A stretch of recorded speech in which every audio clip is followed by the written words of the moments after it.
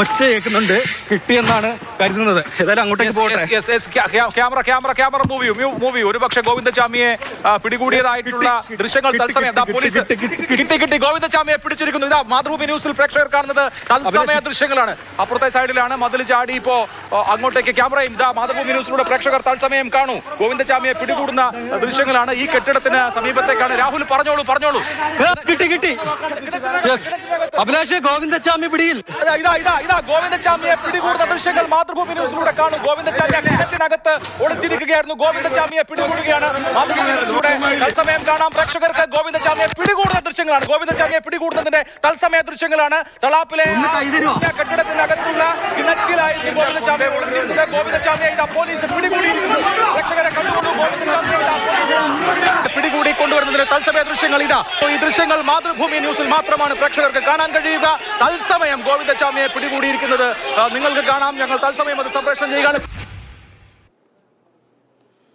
ഇപ്പോൾ കണ്ടതുപോലെ ഇന്നത്തെ വാർത്താ താരങ്ങൾ അത് ഷിജിൻ നരിപ്പറ്റയും KV രാഹുലും തന്നെയാണ്. നമ്മൾ ഈ വിഷയമാണ് വരുന്ന 1 മണിക്കൂറിൽ സംസാരിക്കാൻ പോകുന്നത്. നമുക്കൊപ്പം ഗോവിന്ദചാമി, നമ്മുടെ സൗമ്യ കൊലക്കേസ് അന്വേഷിച്ച അന്വേഷണ ഉദ്യോഗസ്ഥ B സന്ധ്യ IPS നമ്മോടൊപ്പം അതിഥിയായി ചേരും. അതോടൊപ്പം തന്നെ റിട്ടയർഡ് മുൻ പോലീസ് ഉദ്യോഗസ്ഥൻ ജോർജ് ജോസഫും നമുക്കൊപ്പം അതിഥിയായി ചേരുന്നുണ്ട്.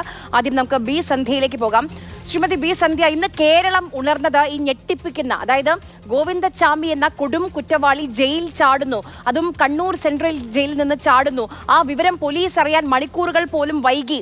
എവിടേക്ക് പോയി, എങ്ങനെ രക്ഷപ്പെട്ടു, ആ ചോദ്യങ്ങളിലേക്കാണ് ഇന്ന് കേരളം ഉണർന്നത്. ഏറ്റവും വലിയ സംശയം, ഒറ്റ കൈവെച്ച ഇത്രയൊക്കെ എങ്ങനെ ഒറ്റയ്ക്ക് മറ്റാരുടെയും സഹായമില്ലാതെ ഗോവിന്ദചാമിക്ക് ചെയ്യാൻ കഴിഞ്ഞോ, ആരുടെയെങ്കിലും സഹായം ഉണ്ടായിരുന്നു എന്ന ചോദ്യങ്ങളൊക്കെ ആയിരുന്നു.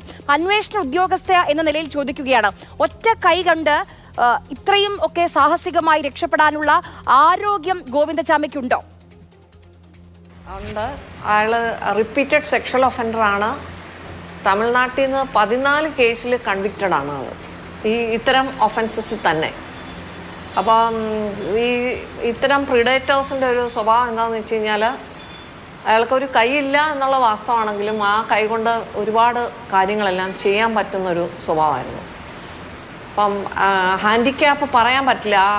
ആ കൈ ബലത്തോടു കൂടി പല കാര്യങ്ങൾക്കും മനസ്സിലായി. ഇപ്പം ഒരുപക്ഷെ കേരളം മുഴുവൻ ഉൾക്കിടലത്തോടു കൂടി കേട്ടൊരു വാർത്തയാണോ ഈ കൊലക്കേസ്? അതിക്രൂരമായ പീഡനം, അത് കഴിഞ്ഞ് കൊലപാതകം, നമ്മൾക്ക് കേൾവി ഇല്ലാത്തതായിരുന്നു. അപ്പൊ അതിന്റെ അന്വേഷണവും ഓരോ ഘട്ടത്തിലും മലയാളി അതിന്റെ ഒപ്പം ഉണ്ടായിരുന്നു. അപ്പൊ അതിന്റെ ഒരു അന്വേഷണം എങ്ങനെയായിരുന്നു? ഗോവിന്ദചാമിക്ക് ശിക്ഷ വാങ്ങിക്കൊടുക്കുന്നത് വരെ കൂടെ നിന്ന ഉദ്യോഗസ്ഥ എന്ന നിലയിൽ ചോദിക്കുകയായിരുന്നു. എളുപ്പമായിരുന്നോ ആ അന്വേഷണം? അത് നമ്മൾ എല്ലാ വിധത്തിലുള്ള അന്വേഷണവും നടത്തിയായിരുന്നു. അപ്പോൾ നമുക്ക് ചില ഈ വിറ്റ്നസ്, ഈ ഒരാൾ കണ്ടുവല്ലോ, ഓടി മറ്റേ കമ്പാർട്ട്മെൻറ്റിലേക്ക് ഒന്ന് ചാടി ഓടിപ്പോകുന്നത് കണ്ട ഒരു സാക്ഷി ഉണ്ടായിരുന്നു. അപ്പോൾ അങ്ങനെ ആ തെളിവെല്ലാം വെച്ചിട്ടാണ് നമ്മൾക്ക് പാലക്കാട് നിന്ന് അവസാനം പിറ്റേ ദിവസം ഈ പ്രതിയാന്ന് പിടികൂടുന്നത്. അപ്പോൾ അയാളുടെ ഹിസ്റ്ററി എല്ലാം അന്വേഷിച്ചു. അപ്പം തന്നെ നമ്മൾ പിടികൂടുമ്പോൾ തന്നെ അന്വേഷിച്ചപ്പം ഇത്തരം സെക്ഷൽ ഒഫൻഡറുടെ ഇത് കംപ്ലീറ്റ് ഉണ്ട്. പിന്നെ നമ്മൾ അതിനകത്ത് നിന്ന് ഈ വിക്ടിമിൻ്റെ ദേഹത്തു നിന്നുള്ള ഇതുമെല്ലാം പരിശോധനയ്ക്ക് അയച്ചതും എല്ലാമായിട്ട് മാച്ച് ചെയ്ത് റിസൾട്ടും വന്നു. അപ്പോൾ അതിനകത്ത് പ്രതിയെ കൃത്യമായിട്ട് 101% ഇയാളാണെന്ന് തെളിയിക്കുന്നതിന് ഞങ്ങൾക്ക് ബുദ്ധിമുട്ടുണ്ടായില്ല അന്ന്. പിന്നെ അതിൽ കേസ് ഇൻവെസ്റ്റിഗേഷനും നല്ല രീതിയിൽ ആണത്. നല്ല ടീമായിരുന്നു, നല്ല രീതിയിലാണ് നടന്നത്. അതിൻ്റെ ചാർജ് ഷീറ്റും എല്ലാം വളരെ നല്ല രീതിയിലാണ് നടന്നിരിക്കുന്നത്. അതുകൊണ്ടാണല്ലോ അത് കീഴ്ക്കോടതികളെല്ലാം നല്ല ശിക്ഷ കൊടുത്ത്, ഹൈക്കോടതി ഉൾപ്പെടെ നല്ല ശിക്ഷ കിട്ടിയതാണ്. പിന്നെ സുപ്രീം കോടതിയിൽ അതിൻ്റെ ഒരു ലീഗൽ ഇഷ്യൂസ് മാത്രമാണ് എപ്പോഴും സുപ്രീം കോടതി പരിശോധിക്കുക, ഫാക്ട് പരിശോധിക്കില്ല. അപ്പോൾ ലീഗൽ ഇഷ്യൂസ് മാത്രം തലനാരിഴ കീറി പരിശോധിക്കുന്ന ഒരു സമയത്ത് സുപ്രീം കോടതി എത്തിയ ഒരു നിഗമനം എന്താണെന്ന് ചോദിച്ചു കഴിഞ്ഞാൽ, ഈ സ്യൂപ്പൈൻ പൊസിഷനിൽ തലയ്ക്ക് ഗുരുതരമായിട്ട് പരിക്കേറ്റുമല്ലോ, ഈ കുട്ടിയെ തള്ളിയിട്ടതിന് അതിൻ്റെ ഫലമായിട്ട് ഗുരുതരമായിട്ട് പരിക്കേറ്റിട്ടുണ്ട്. അങ്ങനെ പരിക്കേറ്റ ഒരു കുട്ടിയെ റേപ്പ് ചെയ്യുമ്പോൾ അത് മരിച്ചു പോകും എന്ന് പ്രതി അറിയണമെന്ന് നിർബന്ധമില്ല എന്നുള്ളൊരു സ്റ്റാൻഡാണ് ഈ വധശിക്ഷ ഒഴിവാക്കുന്നത്. റേപ്പ് കൺവിക്ഷൻ അതേപടി സുപ്രീം കോടതിയും പറഞ്ഞു. പക്ഷേ ഇതിന് പറഞ്ഞൊരു കാരണം ഇതാണ്. പക്ഷേ അത് ലീഗൽ സർക്കിളിൽ എല്ലാവരും ഒന്നും അതിനെ അപ്രീഷിയേറ്റ് ചെയ്തിട്ടില്ല.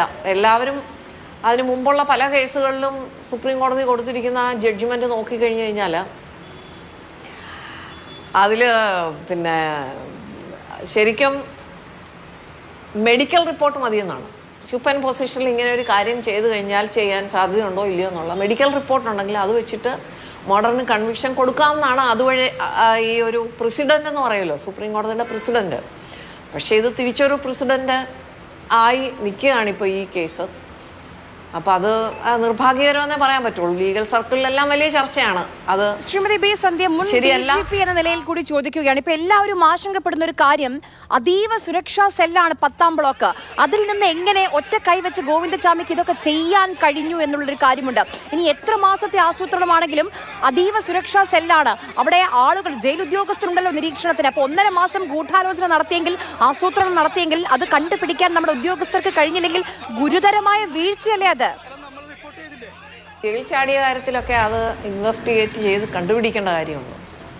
അതിൽ ഒരു ഓഫ് ഹാൻഡ് അഭിപ്രായം പറയാൻ പാടില്ല. ഞാനൊരു പോലീസ് ഓഫീസറായിട്ട് ഇരുന്ന വ്യക്തി എന്നുള്ള നിലയിൽ നമുക്ക് ബോധ്യമുള്ള മനസ്സിലായി, പരിമിതികൾ മനസ്സിലായി. ഞാൻ ജോർജ് ജോസഫിലേക്ക് കൂടി പോവുകയാണ്. ശ്രീ ജോർജ് ജോസഫ്, ഇന്ന് താങ്കൾ ഈ വാർത്ത കണ്ടപ്പോൾ രാവിലെ എല്ലാവരും കേരളം ഒന്നടങ്കം പേടിപ്പെടുത്തുന്ന ഈ വാർത്തയിലേക്കാണ്. അതായത് ഗോവിന്ദചാമി ജയിൽ ചാടി, എങ്ങനെ ചാടി, ആര് സഹായിച്ചു, എങ്ങനെ കഴിഞ്ഞു, അങ്ങനെ കുറേ ചോദ്യങ്ങളായിരുന്നു നമ്മുടെ മനസ്സിൽ. ഇപ്പോഴും ആ ചോദ്യങ്ങൾക്കൊന്നും ഉത്തരം കിട്ടിയിട്ടില്ല. 1.5 മാസത്തെ ആസൂത്രണം ഉണ്ടായിരുന്നു, ഭക്ഷണം കഴിച്ചില്ല, ശരീരം മെലിയിച്ചു, 1.5 മാസമായി അഴി മുറിച്ചുകൊണ്ടിരിക്കുകയാണ്, അങ്ങനെ പല പല കാര്യങ്ങൾ കേൾക്കുന്നുണ്ട്. പിന്നെ എന്തിനാണ് കണ്ണൂർ ജയിലിൽ സുരക്ഷാ ഉദ്യോഗസ്ഥർ ഉള്ളത്? ആ 10ാം ബ്ലോക്കിൽ മാത്രം ഒരേ സമയത്ത് 3 ഉദ്യോഗസ്ഥർ, ജയിൽ ഉദ്യോഗസ്ഥർ ഉണ്ടാകണം എന്നുള്ളതാണ് നിഷ്കർഷ. അവരൊക്കെ എവിടെ? 2 വർഷമായി റിപ്പയറിലാണ് അവിടുത്തെ വൈദ്യുതി ഫെൻസിങ്. പിന്നെ എന്ത് സുരക്ഷയാണ് ആ ജയിലിലുള്ളത്?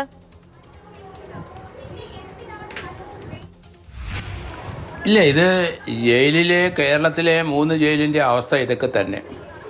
മേജർ ജയില് കണ്ണൂരെയും തൃശ്ശൂരെയും തിരുവനന്തപുരത്തെയും. അപ്പോൾ ഇതിനകത്ത് അവിടെ നിന്ന് കീനായിട്ടൊരു ഒബ്സർവേഷനൊന്നുമില്ല. അവരവരുടെ ജോലി ചെയ്തിട്ട് അങ്ങ് പോകുന്നതെന്നല്ലാതെ. ഇയാൾ ഏകദേശം, ഞാൻ ഇതിന് മുമ്പ് ഒരു കേസ് കേരളത്തിൽ പിടിച്ചത് ഞാനാണ്. അത് ശിവജി എന്ന് പറഞ്ഞ ആൾ തിരുവനന്തപുരം സെൻട്രൽ ജയിൽ ഇതേപോലെ ചാടി.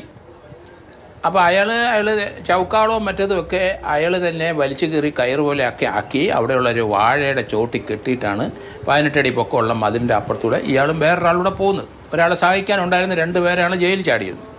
അപ്പോൾ അവിടെ ഇവിടുത്തെ പോലെ അവിടുത്തെ വെന്റിലേഷനിൽ നമുക്കറിയാം, ഒരു 10, 12, 14 അടിയെങ്കിലും ഉയരത്തിലായിരിക്കും ആ വെന്റിലേഷൻ. ഒരാൾക്ക് തന്നെ കയറി അത് അവിടെ കയറി നിന്ന് മുറിക്കാൻ പറ്റില്ല. വേറൊരാളെ തോളി കയറി നിന്ന് വേണം ചെയ്യാം. അതോടൊപ്പം തന്നെ ഈ അന്നത്തെ ഒരാൾ മറ്റൊരാളെ സഹായം ഇല്ലെങ്കിലും ഒരു കൈയിൽ പോയി ആ വെന്റിലേഷൻ്റെ അവിടുത്തെ കമ്പിയിൽ തൂങ്ങി നിന്നിട്ട് മറ്റേ കൈ കൊണ്ട് ആക്സാ ബ്ലേഡ് കൊണ്ട് അർത്ഥം. അയാൾ ആക്സാ ബ്ലേഡ് ഉള്ളത് കൊണ്ട് ഞാൻ ചോദിക്കുകയാണ്, താങ്കൾ ആ ജയിലിൽ പോയിട്ടുണ്ടെന്നാണ് ഞാൻ മനസ്സിലാക്കുന്നത്. ഇതിനു മുൻപ് ഈ 10ാം നമ്പർ ബ്ലോക്കിന് പ്രത്യേക, മറ്റ് ബ്ലോക്കുകളിൽ നിന്ന് വേർതിരിച്ച് ഒരു പ്രത്യേക ചുറ്റുമതിൽ കൂടിയുണ്ട്. ആ രീതിയിൽ പോലും അതീവ സുരക്ഷ ആ ഭാഗത്തെ 10ാം ബ്ലോക്കിന് നൽകിയിട്ടുണ്ട്. ഇതപ്പം മറ്റൊരാളുടെ മുകളിൽ കയറി എങ്ങനെ രക്ഷപ്പെട്ടാലും CCTV നിരീക്ഷണമില്ല. ഇപ്പോൾ ജയിൽ DGP പറയുന്നുണ്ട് 137 CCTVകൾ ഞങ്ങൾ പരിശോധിച്ചുകൊണ്ടിരിക്കുകയാണ്. അപ്പോൾ 137 CCTVകൾ അവിടെ ഉണ്ട്. അപ്പോൾ അതൊക്കെ നിരീക്ഷിക്കാൻ ഉദ്യോഗസ്ഥരില്ലേ? അവരെന്ത് ചെയ്യുകയാണ്? അവരുടെ പണി എന്താണ്? ഒക്കെ രസകരമായ ചോദ്യം. കാരണം അവരുടെ പണി ഇതൊക്കെ തന്നെ. ഇവർക്കൊക്കെ ശമ്പളം വാങ്ങുക എന്നല്ലാതെ സമൂഹത്തിനോടോ ജയിലിനോടോ ജോലിയോടോ ഉത്തരവാദിത്തമില്ലാതാണ് കുറേ അധികം ആൾക്കാർ ജയിലിലുള്ളത്. അവർ കണ്ണൂർ സെൻട്രൽ ജയിലിൽ അവിടുത്തെ ജയിൽ സൂപ്രണ്ടിന് ആർക്കും ഒന്നൊരു കൺട്രോളില്ല. അവിടെ ഒരു പാർട്ടിയുടെ നേതാവിനാണ്, അതിൻ്റെ അകത്ത് കിടക്കുന്ന ആളാണ്. അത് ഞാൻ അവിടെ ഒരു കേസിന് ആലുവ കൂട്ടക്കലേക്ക് പോയപ്പോൾ എൻ്റെ അനുഭവപ്പെട്ടതുകൊണ്ടാണ് ഞാനത് പറയുന്നത്. അവിടെ 2-3 ദിവസം ഞാൻ അവിടെ കറങ്ങി നടന്നു. കാരണം അതിനകത്തൊരു നേതാവ്, ഒരു ജില്ലാ തലത്തിലുള്ള ഒരു നേതാവ് അവിടെ സത്യാഗ്രഹം കിടക്കുകയാണ്. അതുകൊണ്ട് അവിടെ ഉള്ളവരെല്ലാം ആ ജയിൽ അധികൃതർ മുഴുവൻ അയാളുടെ ചുറ്റും നിൽക്കുകയാണ്. ഞാനവിടെ 2-3 ദിവസം കഴിഞ്ഞിട്ടാണ് ഒരാളെ ഇന്ന് ക്വസ്റ്റ്യൻ ചെയ്യാൻ പറ്റിയത്. അപ്പോൾ അതൊക്കെയാണ് ഈ ജയിലിൻ്റെ അവസ്ഥ. അവിടെ ഈ പറയുന്ന രീതിയിലൊരു ഡിസിപ്ലിനൊന്നും എൻഫോഴ്സ് ചെയ്യുന്നില്ല. ഇവിടെ ഇയാൾ അവിടെ നിന്ന് ചാടിപ്പോയത്, അയാൾ ആക്സാ ബ്ലേഡ് കൊണ്ട് അറുത്ത ആ കമ്പി അത് ഏകദേശം ഒരു 10-30 ദിവസം എടുത്തിരിക്കുമെന്ന് അന്ന് ചാടിയപ്പോഴേ എൻ്റെ മനസ്സിൽ വന്നു. കാരണം ആക്സാ ബ്ലേഡ് അതുപോലെ ചെറിയൊരു ബ്ലേഡ് കൊണ്ട് അറക്കണമെങ്കിൽ സമയം ഒത്തിരി എടുക്കും. കാരണം ജയിൽ ചാടണമുള്ള ഉദ്ദേശം ആയതുകൊണ്ട് 10, 30, 40, 50 ദിവസം ഇരുന്ന് അത് അറുത്ത് വെച്ചേക്കും. അങ്ങനെയാണ് അയാൾ പോയിരിക്കുന്നത്. അതിനകത്ത് വേറൊരാളുടെ സഹായം ഇയാൾക്ക് ആവശ്യമില്ല. രണ്ടാമത് ഇയാൾക്ക് സഹായം ഇല്ല എന്ന് ഉറപ്പാണ്. കാരണം മതിൽ അടിയ ശേഷം ഇയാൾ അവിടുന്ന് രക്ഷപ്പെട്ടില്ല. ഞാൻ നേരത്തെ പറഞ്ഞ ആലപ്പുഴ ശിവജി പോയ സമയത്ത് ജയിൽ ചാടി അവർ കൂടെയുള്ളവർ അന്നേരെ അവിടുന്ന് നടന്ന് ആ ട്രിവാൻഡ്രം റെയിൽവേ ട്രാക്കിൽ എത്തിക്കഴിഞ്ഞു. റെയിൽവേ ട്രാക്കിൽ കൂടെ നടന്ന് അവർ ഒരു ട്രെയിൻ കയറി അങ്ങ് പോയി. അപ്പോൾ ഇവയാൾക്ക് ആ രീതിയിലുള്ള പ്ലാനിങ് ഒന്നും ഇല്ലായിരുന്നു. ഇയാൾ നേരം വിളിക്കാൻ നോക്കിയിരുന്നാണ് ഇയാൾക്ക് അബദ്ധമായി പോയെന്ന് ഞാൻ പറയണം. അല്ലെങ്കിൽ ഇയാളെ കിട്ടൂല.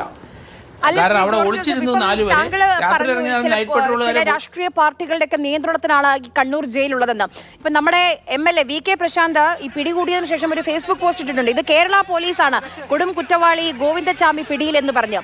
ഈ ജയിൽ ചാടിപ്പോകുന്ന സമയത്തും കേരള പോലീസ് തന്നെയല്ലേ? ആ സമയത്ത് ഗോവിന്ദചാമി കർണാടക പോലീസിന്റെ കീഴിലൊന്നുമല്ലല്ലോ. ഇനി വേണമെങ്കിൽ നമുക്ക് ആഭ്യന്തര വകുപ്പിനും പോലീസിനും അഭിവാദ്യം അർപ്പിച്ച ഒരു ഫ്ലെക്സ് കൂടി വെക്കാം വേണമെങ്കിൽ. അതൊക്കെ ഇങ്ങനെ ഓരോരുത്തർ അതിൻ്റെ കേരള പോലീസ് ഇതിനകത്ത് വേറൊരു കാര്യമുണ്ട്. കേരള പോലീസ് കൃത്യമായി രംഗത്ത് എല്ലാവരും അറിഞ്ഞപ്പം മുതൽ അവിടുത്തെ SP ഉൾപ്പെടെയുള്ളവരെല്ലാം ഫീൽഡിൽ എത്തിക്കഴിഞ്ഞു. അതെന്തായാലും കേരള പോലീസിൻ്റെ ഒരു പൊതു സ്വഭാവം. അത് പാർട്ടിയുടെ ഒരു അപ്ലോസ് കിട്ടാൻ വേണ്ടിയിട്ടൊന്നുമല്ല. അതൊരു പൊതു സ്വഭാവമാണ്. അതിൻ്റെ ട്രെയിനിങ് സിസ്റ്റം അങ്ങനെയാണ്. ഇപ്പോൾ ധർമ്മസ്ഥലയിലെ കണ്ടിട്ട് അവിടെ ഒന്നും നടക്കുന്നില്ലല്ലോ. കേരളത്തിലാണ് അത് നടക്കുമോ? അപ്പോൾ അത് വ്യത്യാസമുണ്ട്. അപ്പോൾ അത് തന്നെയല്ല ഇവിടെ ഈ ആൾ ചാടിയിട്ട് പോലീസിനെ ഒപ്പം അതിനപ്പുറം നിന്ന് ഇവനെ പിടിക്കണം എന്നുള്ള ഇവിടുത്തെ നാട്ടുകാരാണ് തീരുമാനിച്ചത്. കണ്ണൂരിലെ ഓട്ടോറിക്ഷ ഡ്രൈവറാണ് ആദ്യം കണ്ടത്. കണ്ടു കഴിഞ്ഞപ്പോൾ അയാൾ അതിൻ്റെ ഒരു ദൃശ്യം എടുത്തിട്ട് പോലീസിന് അയച്ചു കൊടുത്തു. കാരണം ഇയാൾ തലയിലെ ശബരിമലയ്ക്ക് പോകുന്ന പോലെ ഇയാളുടെ ഒടിഞ്ഞ അല്ലെങ്കിൽ ആംപ്യൂട്ട് ചെയ്ത കൈ കാണാതിരിക്കാൻ ഒരു കെട്ടിൻ്റെ അകത്തോട്ട് തിരികെ വെച്ചിട്ടാണ് അവൻ പോയത്. അതുതന്നെയല്ല ഇയാൾ നേരത്തെ പ്ലാൻ ചെയ്ത് താടി വളർത്താൻ അനുവാദം വാങ്ങിച്ചു, മുടി വളർത്താൻ അനുവാദം വാങ്ങിച്ചു. അതൊക്കെ ഒരു പ്രിപ്പറേഷൻ ആയിരുന്നു. അത് പോലീസിന് മനസ്സിലായില്ല. വിലക്കില്ലേ ശ്രീ ജോർജ് ജോസഫ്? എന്തുമാവാമോ നമ്മുടെ ജയിലുകളിൽ കൃത്യമായ മാർഗനിർദ്ദേശങ്ങൾ, ചട്ടങ്ങൾ ഒക്കെ ഇല്ലേ നമ്മുടെ സംവിധാനങ്ങളിൽ? അല്ലെങ്കിൽ ഇതും സിസ്റ്റമാണോ ഇവിടെയും പ്രശ്നം? ഈ താടി വളർത്തിയാലൊന്നും ചോദിക്കാനും നോക്കാനും ഒന്നും ആരുമില്ലേ?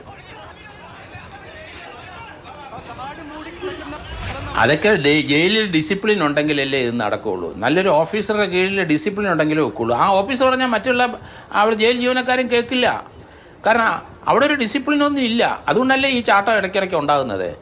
അത് തന്നെയല്ലേ കഴിഞ്ഞ ദിവസം നമ്മൾ അറിഞ്ഞല്ലോ, തിരുവനന്തപുരം ജയിലിൽ സെൻട്രൽ ജയിലിനകത്ത് കാണാൻ വരുന്നവർ പലരും അവിടുത്തെ ജയിൽ ജീവനക്കാർക്ക് ഗൂഗിൾ പേയിൽ പൈസ അയച്ചു കൊടുക്കുന്നുണ്ട്. അപ്പോൾ കുറേ അധികം പേര് പൈസ വാങ്ങിച്ചിട്ടുണ്ട്. ഒരാൾ പൈസ അയക്കുന്നത് അയാളുടെ ഭാര്യയുടെ അക്കൗണ്ടിലാണ് ഗൂഗിൾ പേയിൽ വാങ്ങിക്കുന്നത്. ഇതെല്ലാം വെളിയിൽ വന്നിട്ട് എന്ത് ചെയ്തു? ഒരു നടപടിയും വന്നില്ല. അങ്ങനെയുള്ള തീർച്ചയായിട്ടും ഇതുപോലെയുള്ള ആൾക്കാരെ സർവീസിൽ നിന്ന് അങ്ങ് റിമൂവ് ചെയ്ത് കളയണം ജയിൽ വകുപ്പ്, അല്ലെങ്കിൽ ഗവൺമെൻറ് കളയണം. എങ്കിലേ നമുക്കൊരു സുരക്ഷിത. ഇപ്പം തന്നെ ഗോവിന്ദചാമി ജയിലിൽ ചാടി എന്ന് പറഞ്ഞപ്പോൾ എന്തൊരു ഭയമാണ് കേരളത്തിലെ സ്ത്രീകൾക്കും കുട്ടികൾക്കും ഒക്കെ ഉണ്ടായത്. നമ്മളെല്ലാം എടുത്ത് ചാടി അയാളെ പിടിക്കാനായിട്ടല്ലേ എല്ലാവരും നോക്കുന്നത്. നാട്ടുകാർ കണ്ടില്ലേ? അത് ജയിൽ ജീവനക്കാരെക്കാട്ടിലും ഉത്സാഹികളായിട്ട് നാട്ടുകാർ നിന്ന് അവിടെ, പോലീസിനായാലും ഉത്സാഹിയായിട്ട് നാട്ടുകാരവിടെ നിന്നു. കാരണം അവർ ദൃശ്യം എടുത്തിട്ട് ഗോവിന്ദചാമി ജയിലിൽ ചാടി എന്ന് പറഞ്ഞാൽ ഭീതി നമ്മളേലും എല്ലാം നാട്ടുകാർക്കാണ്. അവർക്ക് കുട്ടികളുണ്ട്. ഇവൻ വീണ്ടും എവിടെയെങ്കിലും പോയി റേപ്പ് ചെയ്തൊരെണ്ണത്തിനെ കൊല്ലാൻ അവൻ മടിക്കില്ല. കാരണം അവനൊന്നും നഷ്ടപ്പെടാനില്ല. അത് തന്നെയല്ല, ജയിലിൽ അവൻ്റെ ആരോഗ്യം പരീക്ഷിച്ചുകൊണ്ടോ അവൻ ഒറ്റ കയ്യിൽ അവനെ തൂക്കി നമ്മൾ ആ മാതൃഭൂമിയുടെ ചാനലിൽ കണ്ടല്ലോ, ഞാൻ തൂക്കിയെടുക്കുന്നത് കണ്ടല്ലോ. എത്ര ഹെൽത്തിയാണ് അവന്. ആഹാരം അവൻ നിയന്ത്രിച്ചു. അവൻ്റെ വണ്ണം കുറയ്ക്കാനും ജയിലിൽ നിന്ന് എടുത്ത് ചാടാനും ഒക്കെ വേണ്ടിയിട്ട് വെൽ പ്ലാൻഡാണ് അവന്. അത് തന്നെയല്ലേ അവനെ ആ കിണറ്റിനകത്ത് ഒളിച്ചിരുന്നത് എന്തൊരു നല്ല ബുദ്ധിപൂർവ്വമാണ് ഒളിച്ചത്. ആരെങ്കിലും അവനെ ഈ ദൃശ്യം കണ്ടില്ലായിരുന്നെങ്കിൽ അവൻ ആ കിണറ്റിനകത്ത് ഒളിച്ചിരുന്ന് അടുത്ത ദിവസം രാത്രി അവിടുന്ന് പോയേനെ. ഞാനൊക്കെ ഉൾപ്പെടെയുള്ളവർ പറഞ്ഞ് ട്രെയിൻ എല്ലായിടത്തും കവർ ചെയ്യണം, തമിഴ്നാട്ടിലോട്ട് കർണാടകയിലൊക്കെ കിടക്കാൻ സാധ്യതയുണ്ട്. പക്ഷേ ഇവൻ അതിൽ കൂടുതൽ ബുദ്ധി ഉപയോഗിച്ചിട്ട് നേരം വെളുക്കുന്നില്ല. കാരണം രാത്രി നടന്നാൽ 1:15 ചാടിയെന്നാണ് പറയുന്നത്. രാത്രി നടന്നാൽ ഇവൻ പിടിക്കപ്പെടും. കാരണം നൈറ്റ് പെട്രോൾ പോലീസുകാരും നാട്ടുകാരും ആരെങ്കിലും കണ്ടു കഴിഞ്ഞാൽ അത് പ്രശ്നമാവും. ഇവൻ ഒറ്റയ്ക്ക് ചിലപ്പോൾ അവനെ തടഞ്ഞു നിർത്തുകയും ചെയ്യും. അപ്പോൾ അതുകൊണ്ട് അവൻ വെളുപ്പിനെ 4-5 മണിയായിട്ട് മാത്രമേ അവിടുന്ന് അവൻ ഒളിച്ചിരുന്ന സ്ഥലത്ത് നിന്ന് നീങ്ങുകയുള്ളൂ. അത് തന്നെയല്ല അവനെ നമ്മൾ നോക്കിക്കുക. അവൻ്റെ കൈ, അവൻ്റെ വലത് കൈ കുഴപ്പമില്ല, ഇടത് കൈയാണ് അവൻ്റെ മുട്ടിന് താഴെ വെച്ച് മുറിച്ചു വിട്ടിരിക്കുന്നത്. വലത് കൈയെക്കാട്ടും അവിടുന്ന് അവൻ്റെ പരിചയം കൊണ്ടും ഒറ്റ കൈ ആണെങ്കിലും ആരോഗ്യമുണ്ട്. അത് പലതവണ ഈ ഒരു കേസ് മാത്രമല്ല, ഇതിന് മുൻപുള്ള കേസുകളിലുമൊക്കെ അത് തെളിഞ്ഞതാണെന്ന് അതുകൊണ്ടാണ് അന്വേഷണ ഉദ്യോഗസ്ഥ കൂടിയായ ബി സന്ധ്യ പറഞ്ഞത്. ബി സന്ധ്യയിലേക്ക് ഒരിക്കൽ കൂടി പോവുകയാണ്. ശ്രീമതി ബി സന്ധ്യ, ഇപ്പം ഇന്നുണ്ടായ ഈ വിഷയത്തിന് പിന്നാലെ പലതരത്തിലുള്ള പ്രതികരണങ്ങൾ കേരളത്തിന്റെ ജനമനസ്സിൽ നിന്ന് ഇങ്ങനെ ഉയരുകയാണ്. ആ അമ്മ പറയുന്ന വാക്കുകൾ സത്യമാണെന്ന് തെളിഞ്ഞില്ലേ? ഇപ്പോൾ ഇന്ന് പിടികൂടാൻ കഴിഞ്ഞില്ലെങ്കിലോ എന്നുള്ളൊരു ആശങ്ക നമ്മുടെ എല്ലാവരുടെയും മനസ്സിലുണ്ട്. അത്രയും കൊടും കുറ്റവാളിയാണ്. ഈ ഒരു കേസ് മാത്രമല്ല, ശിക്ഷിക്കപ്പെട്ട 10-14 കേസുകൾ മറ്റു സംസ്ഥാനങ്ങളിലുണ്ട്. ശിക്ഷിക്കപ്പെടാതെ പിടിക്കപ്പെടാതെ പോയ കേസുകളുമുണ്ട്. അപ്പം ഇതുമായി ബന്ധപ്പെട്ട് പലരും വധശിക്ഷ എന്തുകൊണ്ട് കിട്ടിയില്ല, വധശിക്ഷ കൊടുക്കേണ്ടതല്ലേ എന്ന ചോദ്യം ഇന്ന് വീണ്ടും ഉയരുന്നുണ്ട്. അവർക്കൊക്കെയുള്ള മറുപടി എന്താണ് ബി സന്ധ്യ? അഡ്വക്കേറ്റ്സിനെയൊക്കെ അതൊരു പ്രതിയെ സംബന്ധിച്ചിടത്തോളം പ്രതിയുടെ അവകാശമാണ്. ഇല്ലെങ്കിൽ നമ്മൾ ഗവൺമെൻറ് ലീഗൽ സർവീസ് അതോറിറ്റി വെച്ചു കൊടുക്കും അഡ്വക്കേറ്റിനെ. അതാ നമ്മുടെ ക്രിമിനൽ ജസ്റ്റിസ് സിസ്റ്റം അങ്ങനെയാണ്. ഇപ്പോൾ അയാൾക്ക് നല്ല അഡ്വക്കേറ്റിനെ കിട്ടിയെന്നോ കിട്ടിയില്ലെന്നോ ഉള്ളതൊന്നും അല്ല. അപ്പം ആക്ച്വലി ലീഗലി നമ്മളെങ്ങനെയാണ് ഇത്തരം ക്രൈമുകളെ അപ്രീഷിയേറ്റ് ചെയ്യുന്നത് എന്നുള്ള കാര്യത്തിൽ ഒരുപാട് ചർച്ച പിന്നീട് നിർഭയ കേസിന് ശേഷം രംഗം ഒരുപാട് മാറിയിട്ടുണ്ട്. നിർഭയ കേസ് വന്നതിന് ശേഷം പിന്നെ ശിക്ഷ തന്നെ ഇപ്പോൾ ഇത്തരം കേസുകളിൽ റിപ്പീറ്റഡായിട്ട് ഒരു റേപ്പ് ചെയ്ത ഒരാളിനുള്ള ശിക്ഷ നമ്മളിപ്പോൾ പുതിയ BNS എടുത്ത് നോക്കിയാലും 2013 തന്നെ മാറിയായിരുന്നു. BNS എടുത്ത് നോക്കിയാൽ നമുക്കറിയാം അയാളുടെ റിമൈനിങ് ജീവിതകാലം മുഴുവനും എന്നാണ് ഈ ലൈഫ് ഇംപ്രിസൺമെൻ്റ് എന്ന് പറഞ്ഞു കഴിഞ്ഞാൽ ഇത്തരം കേസുകളിൽ ഉദ്ദേശിക്കുന്നതെന്ന് വ്യക്തമായിട്ട് പറഞ്ഞിട്ടുണ്ട്. അപ്പം ശിക്ഷ കൊടുക്കുന്നത് അതുപോലെ ചെറിയ കുട്ടികളെ റേപ്പ് ചെയ്തിട്ടുണ്ടെങ്കിൽ ഇപ്പോൾ അത് ഡെത്ത് പണിഷ്മെൻറ്റ് വരെ അത് പോകുന്നുണ്ട്. അങ്ങനെ ശിക്ഷയുടെ കാഠിന്യം കൂട്ടിയിട്ടുണ്ട് നമ്മളിപ്പം. നിർഭയ കേസിന് ശേഷം പുതിയ BNSലും അതിനെല്ലാമുള്ള പ്രൊവിഷൻ വന്നിട്ടുണ്ട്.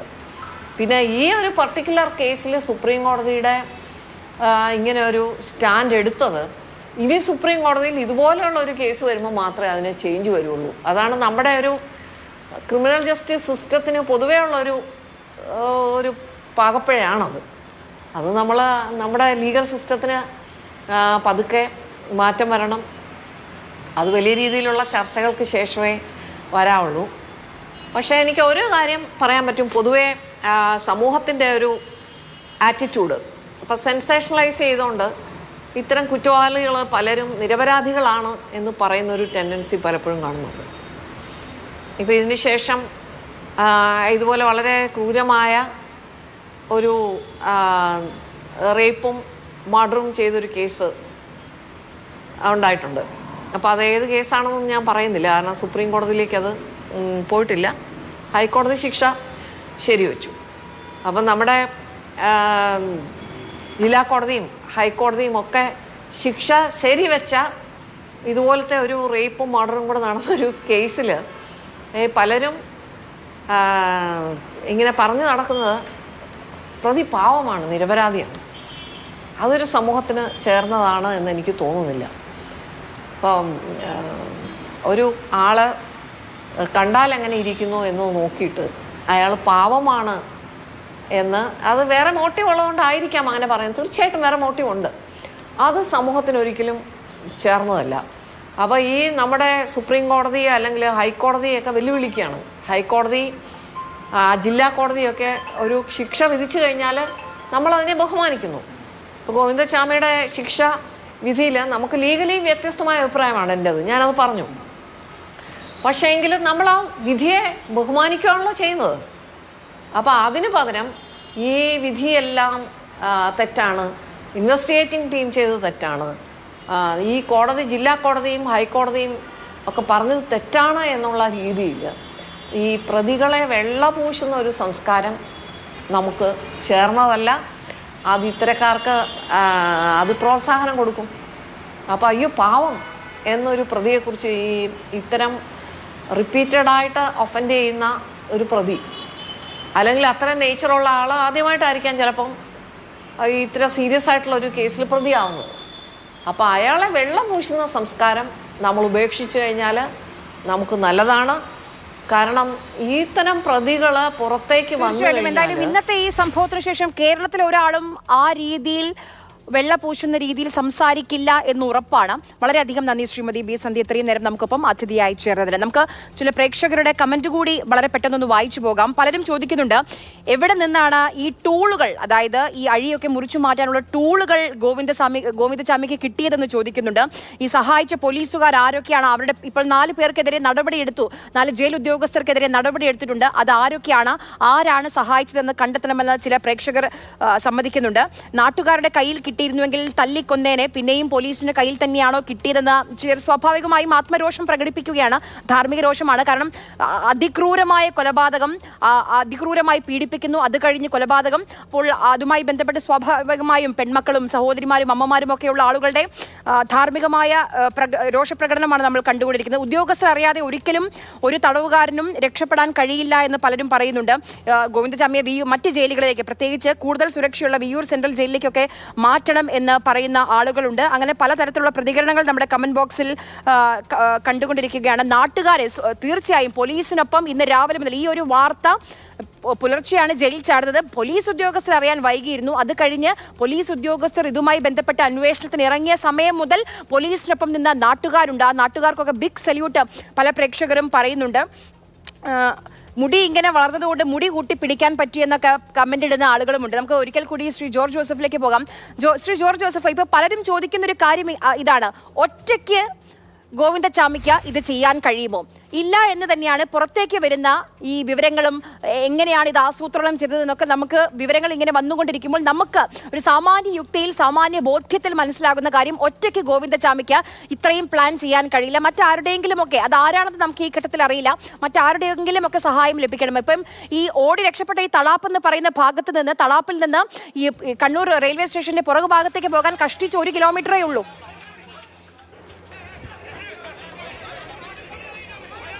അല്ല, ഇത് ഗോവിന്ദസ്വാമി ഒറ്റയ്ക്ക് തന്നെ ചെയ്തത്. കാരണം ഗോവിന്ദസ്വാമിയെ പോലുള്ള ക്രിമിനലിനെ ജയിലിനകത്ത് കിടക്കുന്ന മറ്റ് ക്രിമിനൽ അതി അടുപ്പിക്കത്തില്ല. കാരണം ഇയാൾ ചെയ്ത പ്രവൃത്തിയോട് മറ്റൊരു ക്രിമിനലായിട്ട് കൺവിക്റ്റ് ആയിട്ട് കിടക്കുന്നവരും അംഗീകരിക്കത്തുമില്ല, ഒരു തരത്തിൽ ഇയാളായിട്ട് ബന്ധപ്പെടത്തില്ല. അപ്പോൾ അയാളൊരു എസ്കേപ്പ് ചെയ്യാൻ പോകുക, അയാളുടെ കൂടെ അയാളെ സഹായിച്ചെന്ന് പറഞ്ഞ് മറ്റൊരു വഴിയും കൂടെ കേൾക്കാൻ ഒരുവിധപ്പെട്ട ബോധമുള്ള ആ കൺവിക്റ്റുകളാരും, മോഷണക്കാരായാലും ശരി, കൊലപാതകികളായാലും ശരി, നിരന്തരം കൊലപാതകം ചെയ്യുന്ന അവർ ഗോവിന്ദചാമിയോട് അടുക്കത്തില്ല. അത് നമ്മൾ മനസ്സിലാക്കണം. അതുകൊണ്ട് ഇയാൾ തന്നെയാണ്. കാരണം ഇയാളുടെ ആ മോഡസ് ഓപ്പറാണ്ടി നോക്കിക്കഴിഞ്ഞാൽ ഇയാൾ അവിടുന്ന് ഉപയോഗിച്ച കയറ് എന്ന് പറയുന്നത് ഇയാളുടെ പുതപ്പ് ഷീറ്റൊക്കെ വള്ളി പോലെ കീറി, പിന്നെ ആ ജയിലിൻ്റെ കോമ്പൗണ്ടിനകത്തുള്ള 2-3 ഈ ഡ്രം അടുക്കി വെച്ചിട്ട് അതിൻ്റെ മുകളിൽ കൂടെ കയറിപ്പോയെന്നാണ് മനസ്സിലാക്കുന്നത്. അപ്പോൾ അതിനൊക്കെ ഒറ്റയ്ക്ക് പറ്റും. അത് തന്നെയല്ല, അയാളുടെ വലത് കൈയെക്കാട്ടിലും അയാളെ മുറിഞ്ഞ കൈക്കാണ് ശക്തി കൂടുതൽ. കാരണം അതിനെ അങ്ങനെ ആംപ്യൂട്ട് ചെയ്തെങ്കിലും രണ്ടും അയാൾക്ക് നല്ല ഒരുപോലെ ഊരുക്ക് പോലെയുള്ളതാണ്. അവിടെ അയാളുടെ ആ മാതൃഭൂമിയുടെ ആ കെട്ടിൽ നിന്ന് പൊക്കുന്ന കണ്ടില്ല, അയാളുടെ ദൃശ്യം, ബോഡി കണ്ടില്ലേ?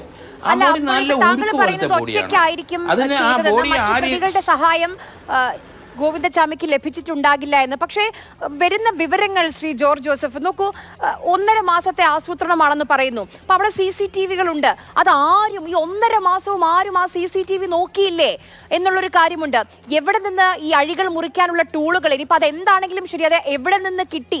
റിമാൻഡ് പ്രതികളുടെ വസ്ത്രങ്ങൾ ഉണക്കാനിട്ടത് എങ്ങനെ എടുക്കാൻ കഴിഞ്ഞു? ഈ 3 ചുറ്റുമതിൽ ചാടിയല്ലോ. ഈ ചാടുന്ന സമയത്തൊന്നും ഒരു ഭാഗത്തും ഒരാളും ഉണ്ടായിരുന്നില്ല. ശരിയാണ്, ഇന്നലെ കണ്ണൂർ ഭാഗത്ത് ഈ പറയുന്ന ഈ തളാപ്പ് മേഖലയിലും ഈ ജയിലിന്റെ സമീപത്തും ഒക്കെ നല്ല മഴയായിരുന്നു. അതൊക്കെ അറിഞ്ഞുകൊണ്ട് ഈ ദിവസം ഇന്ന് ഇങ്ങനെ ചെയ്യാൻ കഴിയും, തനിക്ക് രക്ഷപ്പെടാൻ കഴിയും എന്ന് ഒറ്റയ്ക്ക് അങ്ങ് ആസൂത്രണം ചെയ്യാൻ കഴിയുമോ ഗോവിന്ദചാമിക്ക്? അകത്ത് നിന്നോ പുറത്തു നിന്നോ എവിടെന്നെങ്കിലും ഒരു സഹായം കിട്ടിക്കാണില്ലേ? ഇല്ല, സഹായം കിട്ടിക്കാണില്ലെന്ന് തന്നെ ഞാൻ കരുതുന്നത്. കാരണം അകത്തുള്ള ഉദ്യോഗസ്ഥന്മാരുടെ നെഗ്ലിജൻസ് ഉണ്ട്, അവരുടെ ഭാഗത്തുള്ള വീഴ്ച അയാൾ മുതലെടുത്തു. താടി വളർത്താനായിട്ട് അയാൾക്ക് താടിക്ക് എന്താ പ്രശ്നമൊക്കെ ഉണ്ടെന്ന് പറഞ്ഞപ്പോൾ ശരി വളർത്തിക്കോളാൻ പറഞ്ഞു. അത് അയാളുടെ മുടി അങ്ങനെ വളർത്തിക്കൊണ്ടിരുന്നു. അത് അയാളൊരു കമഫ്ലാഗ് ചെയ്യാൻ വേണ്ടി തന്നെയായിരുന്നു. വെളിയിലിറങ്ങി അയാളെ തിരിച്ചറിയരുത്. അയാൾ നടക്കുന്ന ദൃശ്യം നമ്മൾ കണ്ടല്ലോ. ഒരു ശബരിമലയിൽ പോകുന്ന ഒരു സ്വാമിമാരുടെ കെട്ട് തലയിൽ, ആ കെട്ടിനകത്ത് ആ ബുദ്ധി കണ്ടില്ലേ? ആ കെട്ട് തലയിരിക്കുമ്പോൾ ഒരു കൈ ആ കെട്ട് പോകാതെ പിടിക്കണമല്ലോ. അത് ഈ മുണ്ടിക്കൈ തന്നെ അവിടെ ഉപയോഗിച്ചു. അപ്പോൾ അത് ഇയാൾ നടക്കുമ്പം ഇയാളുടെ കൈ മുറിഞ്ഞതാണ് പെട്ടെന്ന് ഐഡൻറ്റിഫൈ ചെയ്യും. അതല്ലേ ഗോവിന്ദചാമി അവിടുന്ന് ചാടിയെന്ന് അറിഞ്ഞു കഴിഞ്ഞാൽ ജനങ്ങൾ രംഗത്തെത്തി. ജനങ്ങൾക്ക് ആ ദൃശ്യങ്ങൾ ഇഷ്ടം പോലെ ഗോവിന്ദചാമിയുടെ കിട്ടിയിട്ടുണ്ട്. അതുകൊണ്ട് അയാളെ സംബന്ധിച്ചിടത്തോളം അയാൾ ഇനി എത്ര പ്രാവശ്യം ചില പൊതുജനം പിടിക്കും, പോലീസ് ഇല്ലെങ്കിൽ ശരി പൊതുജനം പിടിക്കും. എന്തായാലും നമുക്ക് അഭിമാനിക്കേണ്ടതെന്ന് പറഞ്ഞാൽ അവിടുത്തെ 2-3 ഓട്ടോക്കാരുടെ കടമകൾ കണ്ടില്ല. ഓട്ടോക്കാർ 3-4 ജോലി അദൃശ്യം പോലീസിന് അയച്ചു കൊടുത്തു. ഇത് സംശയമുണ്ട് എന്ന് പറഞ്ഞപ്പം പോലീസിന് അത് പിടികിട്ടി. വളരെ അവിടുത്തെ SP ഉൾപ്പെടെയുള്ളവരെല്ലാവരും രംഗത്തെത്തിയിരുന്നു. നാട്ടുകാർ ധാരാളം പേര് രംഗത്തെത്തിയിരുന്നു. അവരെല്ലാവരും ആ കേസിനകത്ത് ഇവനെ പിടിക്കണമെന്ന് പറഞ്ഞ് പോയിരുന്നു. ഇവനൊരു ഒഴിഞ്ഞ കെട്ടിടത്തിനകത്ത് കയറിയിട്ട് അവിടെ നിന്ന് അപ്രത്യക്ഷമായെന്ന് പറഞ്ഞപ്പം അയാളുടെ ബുദ്ധി കണ്ടില്ലേ, അയാൾ കണ്ടിനകത്ത് ഇറങ്ങിയിരുന്നു. അത് കണ്ടുപിടിച്ചില്ലായിരുന്നെങ്കിൽ അത് അതിനടുത്തൊരു സ്ത്രീ പുല്ല് വെട്ടാൻ വന്നവർ പറഞ്ഞ് അരമണിക്കൂർ മുമ്പ് ഇവൻ ഇങ്ങോട്ട് പാസ് ചെയ്തിട്ടുണ്ടെന്ന് പറഞ്ഞു. ആ കോമ്പൗണ്ട് വിട്ട് വേറെ പോകാൻ മാർഗമില്ല. കോമ്പൗണ്ട് മുഴുവൻ തപ്പി നോക്കി, എങ്ങും കണ്ടില്ല. പിന്നെ കണ്ടി തപ്പാനേ പറ്റുള്ളൂ. അതാണ് അതിന്റെ അയാളുടെ പോലീസുകാരുടെ നെഗ്ലിജൻസ് ആണെന്ന് പറഞ്ഞു. പക്ഷെ അപ്പോഴും 1.5 മാസവും പരിശോധിക്കാതിരുന്നു എന്ന് പറഞ്ഞാൽ വിശ്വസിക്കാൻ പ്രയാസമാണ്. കൂടെയുള്ള മറ്റു പ്രതികളാരും ഇത് കണ്ടില്ല. ഈ അഴി മുറിക്കുന്നത് 1.5 മാസത്തെ ശ്രമമാണെന്ന് പറയുന്നു. ഉപ്പ് ഉപയോഗിച്ച് ദ്രവിപ്പിക്കാൻ ശ്രമിച്ചു എന്ന് കേൾക്കുന്നു. അപ്പം ഇതൊന്നും ഒരാളും കണ്ടില്ല എന്ന് പറയുന്നത് നമ്മളെ സംബന്ധിച്ച് വിശ്വസിക്കാൻ, അരിയാഹാരം കഴിക്കുന്ന ആളുകളെ സംബന്ധിച്ച് വിശ്വസിക്കാൻ പ്രയാസമാണ്. നെഗ്ലിജൻസ് എന്നുള്ള വാക്കാണോ അവിടെ ഉപയോഗിക്കേണ്ടത് എന്ന് എനിക്ക് വ്യക്തിപരമായി വലിയ സംശയമുണ്ട്.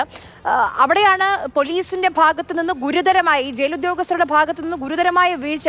മുമ്പിൽ പെട്രോളിംഗ് ഇല്ല, ഒന്നുമില്ലാതെ ഒരു ജയില്, അതും അതീവ സുരക്ഷാ ജയിലാണ്. ഇത്രയും കൊടും കുറ്റവാളിയാണെന്നറിയാം. എന്നിട്ടും അപ്പം നെഗ്ലിജൻസ് എന്നുള്ള വാക്കാണോ എന്ന് എനിക്ക് പേഴ്സണലി സംശയമുണ്ട് ഉപയോഗിക്കേണ്ടത്. അവരുടെ ഭാഗത്തുള്ള വീഴ്ച അല്ലാതെ വേറെ ഒന്നുമല്ല. കാരണം ഈ CCTV ദൃശ്യങ്ങളൊന്നും അവർ നോക്കി ചുമ്മാ ഒരു ചടങ്ങിന് വേണ്ടി. നമുക്ക് ഈ സെൻട്രൽ ജയിലിലെ എല്ലാ സെൻട്രൽ ജയിലുകളിലും CCTV കോമൺ ആയിട്ട് ഒരു സ്ഥലത്ത് മോണിറ്റർ ചെയ്യാമല്ലോ. അത്ര അഡ്വാൻസ്ഡ് ആണ് ഡിജിറ്റൽ രംഗം, വളരെ അഡ്വാൻസ്ഡ് ആണ്. അപ്പോൾ അതിന് 5-6 അല്ലെങ്കിൽ പോലീസ് അല്ലെങ്കിൽ ജയിൽ ജീവനക്കാർ മതിയല്ലോ. അവർ ട്രെയിൻ വെച്ചിട്ട് ഒരേ സ്ഥലത്തിരുന്നിട്ട് ഈ എല്ലായിടത്തും രാത്രി മുഴുവൻ ആ ദൃശ്യങ്ങൾ നോക്കിക്കൊണ്ടിരുന്നാൽ മതിയല്ലോ. അതിന് പോലും ഇവിടെ ആ ഒരു സംവിധാനം ഒരുക്കുന്നില്ല. ഡെയിൽ DGP ഒക്കെ ഉണ്ടെങ്കിലും അവർ ബുദ്ധിപരമായ ഒരു കാര്യങ്ങൾ ചെയ്യുന്നില്ല. ഇപ്പോൾ ഇതിനകത്തുള്ള പഴച്ചെന്ന് പറഞ്ഞാൽ CCTV ദൃശ്യം ഉണ്ടായിരുന്ന അവർ മോണിറ്റർ ചെയ്തുകൊണ്ടിരിക്കും. ഒരുദിനം അവിടെ നിന്ന് ചാടി ഒരു മതിൽ ചാടുമ്പോൾ അല്ലെങ്കിൽ കയറുമ്പോൾ തന്നെ നമ്മൾ കണ്ടുപിടിക്കാൻ പറ്റും. അപ്പോൾ അതിനൊക്കെ സംവിധാനങ്ങളുണ്ടെങ്കിൽ അതിനുള്ള പണം മുടക്കിയിട്ടുണ്ട്, ഡിജിറ്റൽ സംവിധാനങ്ങളുണ്ട്. പക്ഷേ അതാണ് അവരുടെ ഭാഗത്തുള്ള വീഴ്ചകൾ തന്നെയാണ്. അതൊന്നും ഒരു സിസ്റ്റമാറ്റിക് ആയിട്ട് ആരും നോക്കുന്നില്ല. അതിന് ഡ്യൂട്ടി സമയത്ത് ഉറങ്ങി രണ്ടുപേരും. ജോർജ് ജോസഫ്, ഇത്രയും നേരം നമുക്കൊപ്പം ചേർന്നതിന്. താങ്കൾ പറഞ്ഞതുപോലെ ഇതെല്ലാം വളരെ വലിയ ഗുരുതരമായ വീഴ്ചയാണ്. ഇതിൽ